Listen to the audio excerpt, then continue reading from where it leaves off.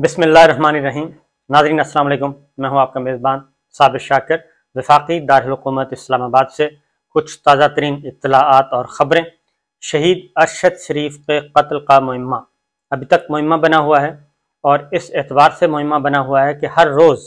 कुछ ना कुछ नए इंकशाफात हो रहे हैं और ख़ास तौर पे उनकी मौत के बारे में, उनके कत्ल के बारे में और फिर उसके बाद उससे जुड़ी हुई बाज़ अहम मालूमात जो हैं, अहम दस्तावेज़ात। अब ख्याल आया है,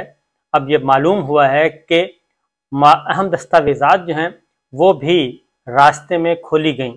और अहले खाना तक, उनके ख़ानदान तक जो पोस्टमार्टम रिपोर्ट्स और दीगर दस्तावेज़ात जो कि मुहर बंद लिफाफे में केनिया की गवर्नमेंट ने साथ दी थी, वो शहीद अरशद शरीफ के अहले खाना तक एज़ इट इज़, जैसा कि उन्होंने मुहर बंद लिफाफा दिया था वैसा उन तक नहीं पहुंचा। ये इत्तलाआत अब कंफर्म हो रही हैं। एक तो कल जो टीवी पे प्रोग्राम हुआ उस पर बड़ी लेदे हो रही है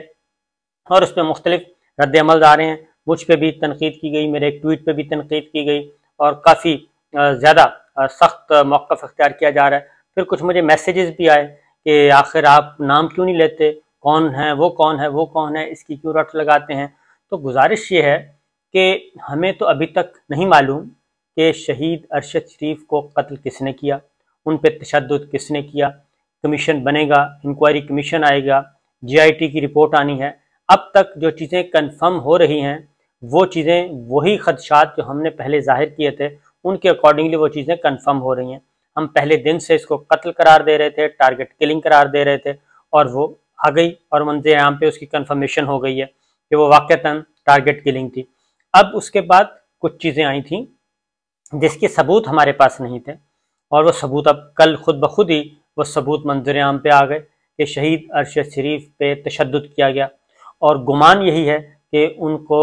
कत्ल करने से पहले उन पर तशद्दुद किया गया। यकीनन उनसे कुछ चीज़ें हासिल करना मकसूद था, कुछ चीज़ें मालूम करना चाह रहे थे जो भी लोग थे, और जब तक हमें ये पता न चल जाए कि वो कौन लोग थे, हम कैसे किसी पे कत्ल का इल्ज़ाम लगा दें, क्योंकि हम भी रिस्पॉन्सिबल हैं, हम भी जवाबदेह हैं, हम कानून के सामने भी जवाबदेह हैं, अदालतों के सामने भी जवाबदेह, फिर अल्लाह ताला के हुजूर भी जवाबदेह हैं कि हम कैसे किसी एक शख्स को या किसी इदारे पे या किसी फ़र्द पे हम उंगली उठाएं कि जी ये फ़लाँ का काम है। ये पॉसिबल नहीं है, ये मल्टी डायमेंशनल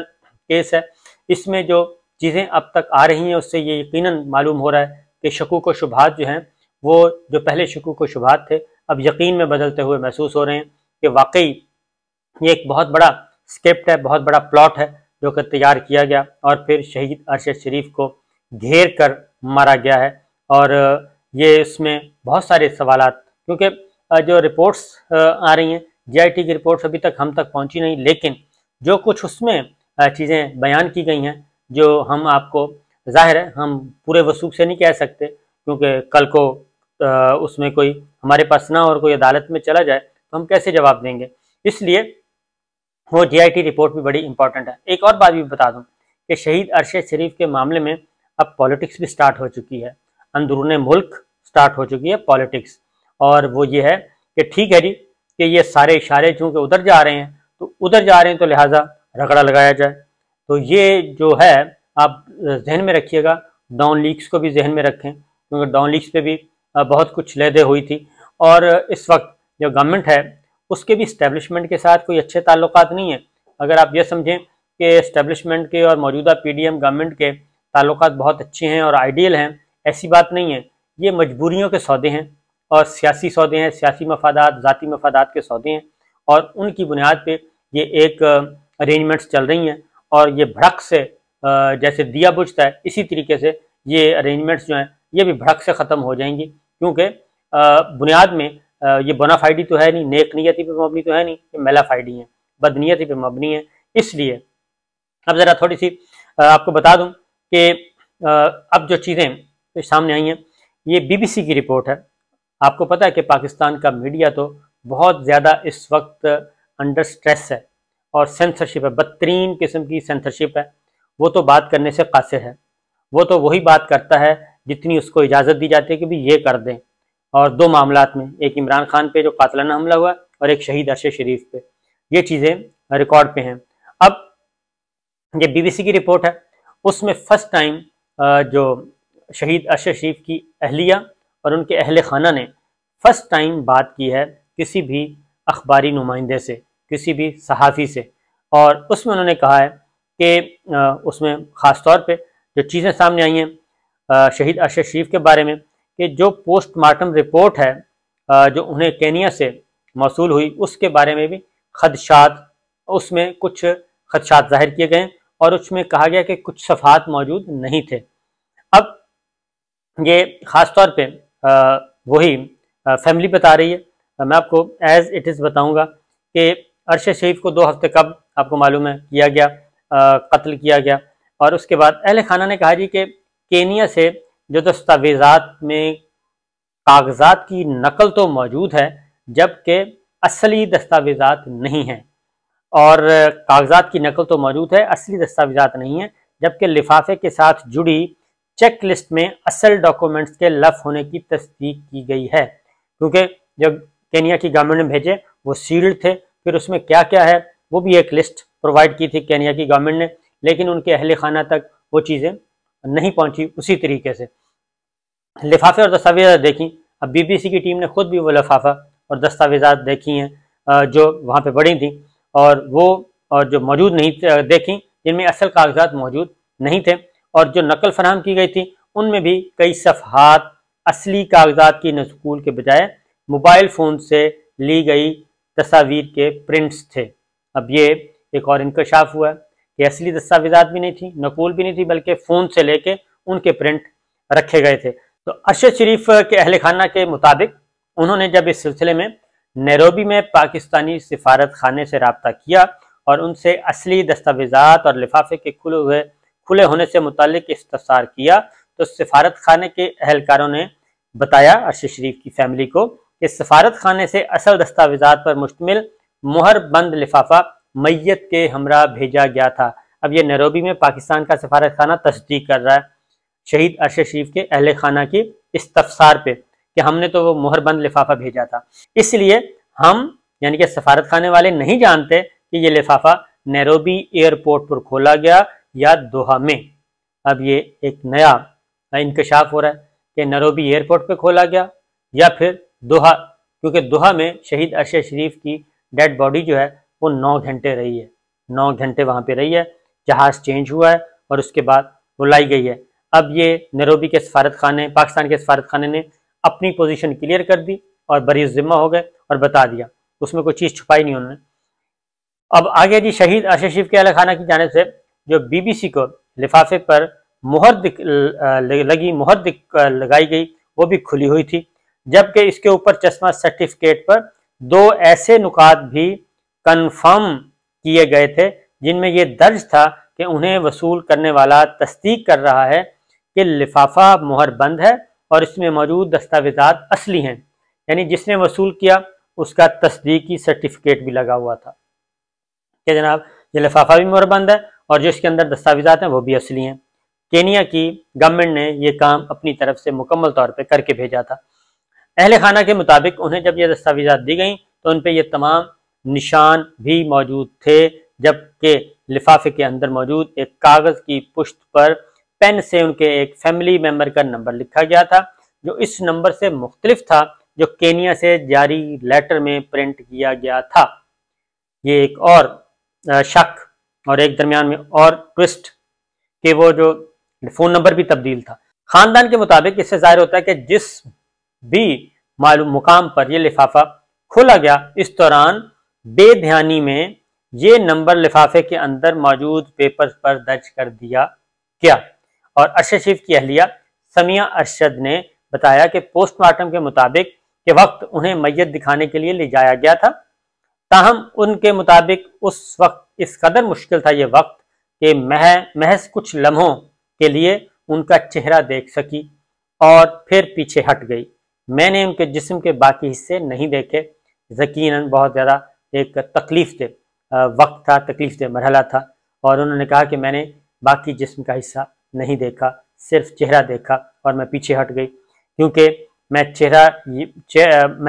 چہرہ بھی صرف اس لیے دیکھنے گئی تھی کہ مجھے عمر بھر یہ پچھتاوا نہ رہے کہ اپنے شوہر کا آخری بار چہرہ نہیں دیکھ پائی۔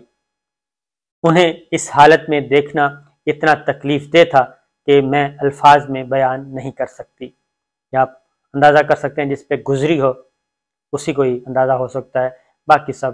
باتیں ہیں، خیالی باتیں ہیں۔ تو ان کے الفاظ سنیں عرش شریف کی اہلیہ کے، ہماری بہن کے، اور اس کے بعد آپ غور کریں کہ کتنا تکلیف دہ وقت ہوگا۔ انہوں نے وہاں موجود تمام افراد کو تصاویر لینے سے منع کر دیا تھا، اور پھر ڈاکٹر جو پاکستان ایک سرکاری ہسپتال میں میڈیکل لیگل افسر تعینات ہیں، انہوں نے بھی پمس سے کچھ دن پہلے میڈیا میں نظر آنے والی پوسٹ مارٹم سے متعلق بتایا کہ یہ مکمل رپورٹ نہیں ہے۔ ایک نارمل رپورٹ بھی جو 6 صفحات پر مشتمل ہوتی ہے، جو نکات اس رپورٹ میں لکھے گئے ہیں وہ پوسٹ مارٹم کے بنیادی اصولوں سے بھی متصادم ہے۔ اس رپورٹ کے پہلے صفحے پر کہیں بھی ان خراشوں، چوٹوں اور فریکچر کا ذکر نہیں کیا گیا جو جسم پر سامنے نظر آ رہی ہوں۔ یہ نہ ہی جسم کے مختلف حصوں میں ہونے والی تبدیلی کے بارے میں درج کیا گیا ہے۔ گولی کے نتیجے میں جو تبدیلیاں ہوئیں ان کا کہیں ذکر نہیں کیا گیا، جو کہ پوسٹ مارٹم کا بنیادی اصول ہے، اور اسی سے تعین ہوتا ہے کہ ان کی موت کی وجہ کیا ہے۔ عرش شریف یہ ہے جی ایک عرش شریف صاحب کے بارے میں ایک BBC نے سٹوری کی ہے، اور یہ ساری چیزیں موجود ہیں۔ اس کے علاوہ ایک اور بھی پمس کے ڈاکٹر جو ہیں انہوں نے بھی اس بارے میں اپنی لب کشائی کی ہے، اور ان کے مطابق جو چیزیں ہیں، ڈاکٹر خالد مسعود نے بھی یہ اس پوسٹ مارٹم رپورٹ کے متعلق جو کل ٹی وی پہ دکھائی گئی اس کے بارے میں انہوں نے کہا کہ ارشد کی تصاویر پمس ہسپتال سے ہی لیک ہوئی ہیں، اور ارشد کی تصاویر پمس ہسپتال سے کیسے لیک ہوئیں یہ تحقیقات کر رہے ہیں، اور ارشد شریف کے جسم پر تشدد کے 12 نشانات ہیں، یہ ڈاکٹر خالد مسعود کنفرم کر رہے ہیں جو پوسٹ مارٹم ٹیم کا حصہ تھے۔ پوسٹ مارٹم ٹیم نے 12 تشدد کے نشانات باڈی پر دیکھے۔ عرش شریف کے 4 انگلیوں کے ناخن نہیں ہیں، ایسے ہی عرش شریف کے جسم پر 12 جگہ پہ تشدد کے نشانات ہیں۔ کیس حساس ہے، ظاہری طور پر بھی تشدد کا ہی لگتا ہے، اور کینیا کے پوسٹ مارٹم کی رپورٹ ابھی تک ہمیں نہیں ملی۔ اب یہ نئی ایک چیز آ گئی ہے کہ ان کی رپورٹ ابھی تک وہ کہتے ہیں نہیں ہمیں نہیں ملی۔ پولیس اسٹیشن رمنہ اور عرش شریف کی بیوہ نے رپورٹ مانگی تھی، اور SHO پولیس اسٹیشن رمنہ کو ہم نے یہ رپورٹ دے چکے ہیں، اور یہ رپورٹ جو ہے یہ ہم فیملی کو بھی دیں گے جیسے ہی کمپلیٹ ہوتی ہے۔ قانونی لحاظ سے متعلقہ تھانے کو ہم نے رپورٹ فراہم کرنی ہوتی ہے جی، وہ ہم نے فراہم کر دی ہے۔ یہ ڈاکٹر بتا رہے ہیں پوسٹ مارٹم رپورٹ کی ابھی فائنل رپورٹ نہیں آئی، قانون کے مطابق پولیس کو پوسٹ مارٹم رپورٹ کی فائنل رپورٹ فراہم کریں گے۔ یہ چیزیں آ رہی ہیں عرش شریف صاحب کے بارے میں۔ اب آپ سے ہم کچھ بھی نہ کہیں تب بھی 1000 قسم کے سوالات اٹھ رہے ہیں، اور شکوک و شبہات جو ہیں وہ مسلسل یقین میں تبدیل ہو رہے ہیں۔ یہ ساری کی ساری جو ایک کہانی گھڑی گئی تھی شہید عرش شریف صاحب کے معاملے میں، اب ان کی فیملی بھی تصدیق کر چکی ہے کہ کتنی زیادہ فورجری اب تک ہو چکی ہے۔ نیروبی پاکستان کا سفارت خانہ تصدیق کر چکا ہے، اور پھر جو کینیا کی رپورٹ ہے پوسٹ مارٹم رپورٹ، وہاں ایک جرنلسٹ ہیں ماریا میمن کے پروگرام میں بات کی کینیا کے، انہوں نے کہا جی کہ جو 3 ناخن ہیں شاید وہ تو DNA کے لیے نکالے گئے تھے۔ اب ہماری رپورٹ کے مطابق 4 انگلیوں کے ناخن نہیں ہیں، تو 3 انگلیوں کے ناخن نکالنا یہ بھی ایک المیہ ہے کہ وہ کیسے، ایک ناخن ہی کافی ہوتا ہے DNA کے لیے، تو 3 کس لیے نکالے گئے، ایک بات۔ دوسری بات جو کینیا کے رپورٹر نے بتایا، صحافی نے، کہ ان کے پاس جو رپورٹ ہے اس میں تشدد کے نشانات نہیں ہیں۔ اس کا مطلب ہے پولیس نے وہ ساری کہانی جو گھڑی تھی وہ بالکل فیک تھی، جھوٹی کہانی تھی، جبکہ پاکستان میں 12 نشانات پائے گئے اور باقی ساری چیزیں آپ دیکھ چکے ہیں۔ اجازت دیجیے، اللہ حافظ۔